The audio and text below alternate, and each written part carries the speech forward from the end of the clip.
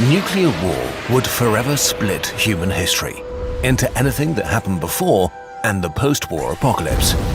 In the worst case, mass fires consume everything within tens of thousands of square kilometers, killing hundreds of millions within hours.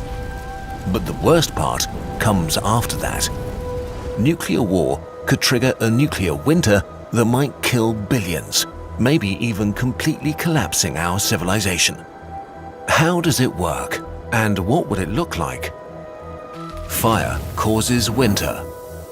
When a nuclear weapon is detonated, a bubble of gas hotter than the sun is forced into existence, so hot that everything within kilometers immediately begins to burn.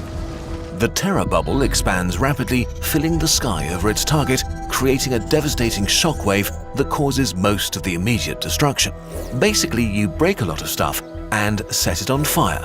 And in the worst case, this turns into a firestorm that consumes everything and everyone on the ground. Right after the explosion, a gigantic mushroom cloud rises over the destruction like a demon throning over its perverse work. But in the following hours, a far more deadly cloud forms. The fire burning cities, forests or fields heats up so much air that it creates its own microclimate and wind system. Hot air and hot smoke rise, pulling in fresh air from the surroundings and fresh oxygen, stoking the flames even more. This creates an updraft and forms a colossal pyrocumulonimbus cloud that carries the soot and aerosols from the flames high into the stratosphere. Under normal conditions, the soot rising from a big fire is quickly washed out by rain. But a pyrocumulonimbus cloud can reach altitudes well above the height where rain clouds form. Once above the tropopause, there's simply no weather to remove soot from the atmosphere, so it can stay aloft for years. If this happens to a single city, it's a tragedy, but a fairly local one. But in a full-scale nuclear war, warring nations following the cold logic of mutually assured destruction could use hundreds or even thousands of nuclear weapons all at once, creating hundreds of firestorms, sending up to 150 million tons of soot, a cube the size of a skyscraper, directly into the stratosphere. In the next few days and weeks, the soot begins to blanket the Earth at high altitudes, absorbing light high above the ground and preventing sunlight from reaching the surface.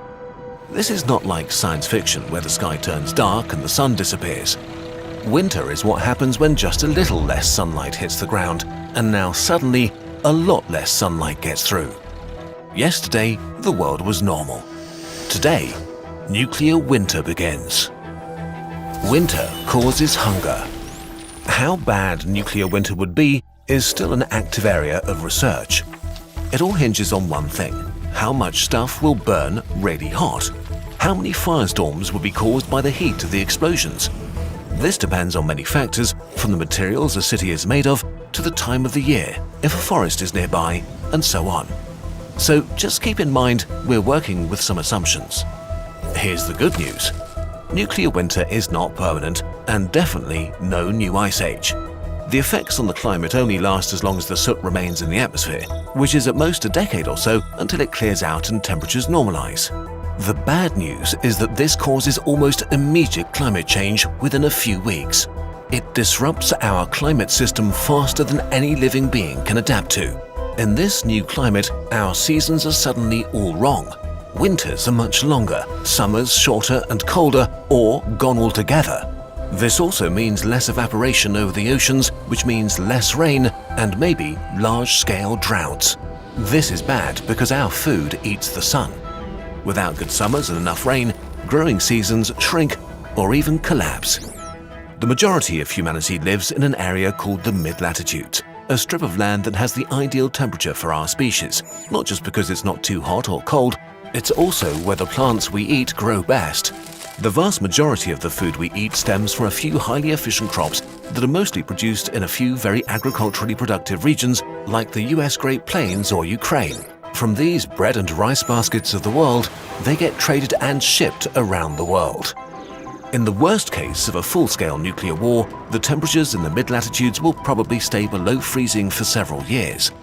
Nothing at all can grow under these conditions, and the world's bread baskets would suddenly turn empty. If food production crashes, the world's food producers would very likely ramp up prices or even stop selling food to other countries, if they're still able to farm their fields at all. It's easy to calculate how many people can be alive on Earth. You take all the calories we can produce and divide them by what the average person needs to survive. If you have more people than calories, then within a few weeks, you don't anymore. Humanity has only a few weeks' supply of crops and food, not enough to survive this drastic drop in production. But the climate is not the only issue. Modern industrialized agriculture is a complex affair that relies on functioning supply chains to provide unthinkable amounts of industrially produced fertilizer and chemicals to kill weeds and vermin. Massive numbers of specialized modern machinery is plowing, sowing, harvesting, and distributing. After a nuclear war, especially if the countries that produce the food were part of the nuclear exchange, there may simply be no more fuel, fertilizer, or machine parts because there are no more oil refineries, ports, and other essential infrastructure left, damaging global food production even more. Okay, so now that we've set the stage, let's look at what science says about the actual wars that could happen.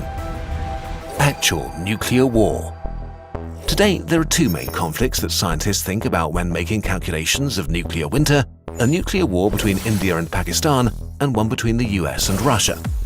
The most likely smallish nuclear exchange would be fought today between India and Pakistan, with relatively low-yield weapons. Even in a pretty mild nuclear war like this, the immediate explosions would kill around 27 million people, which is horrible enough. In just a few hours, more people would die than in all of World War I. The ensuing fires would not cause a nuclear winter, but a mild nuclear autumn. But even this would disrupt the climate and thereby global agriculture, enough to starve up to 250 million people worldwide. Unfortunately, India and Pakistan are in an arms race and have been increasing the number and power of warheads in their arsenal. The next stage of escalation would be war with hundreds of nuclear weapons, the bombs and fires destroying many major population centers and killing over 100 million people.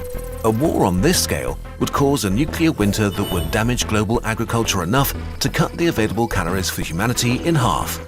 The number of people that starve to death would be as high as 2 billion. 1 in 4 humans alive today. The worst-case scenario is a full-scale global war between NATO nations and Russia, or China, which also continues to build its nuclear arsenal. In a war between a former, future, and current superpower, thousands of nuclear weapons could be detonated. In a scenario with around 4,400 nuclear weapons, 360 million people would perish right away. We have no other event to even compare the death and destruction to. It's like humanity dropping an asteroid on itself.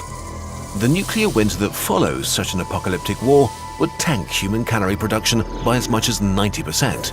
Not only would almost all of our agriculture take an immediate and deadly hit, the climate would take at least a decade to recover. Because a war like this would specifically hit the world regions that produce most of the food for humanity, recovery will be much, much harder than with other conflicts. Within 2 years, the global death toll from starvation could rise to about 5 billion. In mid-latitude countries like Russia, China, Canada, the US, and much of Europe, only a few % of the population might survive. Humanity will never be the same again. While nowhere is truly safe, some nations in the Southern Hemisphere may fare well enough to endure while the rest of the world collapses. All the nuclear weapon states are in the Northern Hemisphere, so a few countries like Australia, New Zealand, and Argentina may be able to endure for a bunch of different reasons. Their nuclear winter would be milder, they have a lot of livestock that would not be as affected as crops, so they would probably stop exporting food and focus on keeping their own people alive, assuming they aren't invaded for their food by other starving nations. It's safe to say that the world would become extremely unpleasant for a long time, and it's impossible to know how many people would have died when the nuclear winter ends. In the worst case, human civilization could collapse and the survivors would be thrown back thousands of years, slowly trying to recover a world full of scars and graves. Eventually, when they've rebuilt civilization, would they ever build nuclear weapons again? We know for sure that we need to do anything we can to make sure nuclear war never happens. This video was supported by Open Philanthropy. If you want to know what you can do to reduce the risk of nuclear war, you can either support expert organizations or become a citizen expert yourself and learn more. We've compiled a list of further reading and expert recommendations in the info box and our sources doc for you. Thank you so much for helping us clear out the Kurzgesagt warehouse for our big move. But watch out, sometimes creepy things are hiding behind those boxes. Wild dread appears. What will you do? Quick, grab something from one of those boxes to defend yourself. You used awe. It's very effective against dread. Look, you've unlocked some amazing deals. Save up to 50% on awe-inspiring products in our biggest sale ever. Some of our finest creations are eager to find a new home, like the Duck Plushie, our elaborately designed notebook series, and a few of our very best infographic posters. The Burbs will be moving the last boxes to the new warehouse soon, so grab a notebook, plushie, pin or poster before the moving sale ends or before dread gets a hold of them. The birds really appreciate it.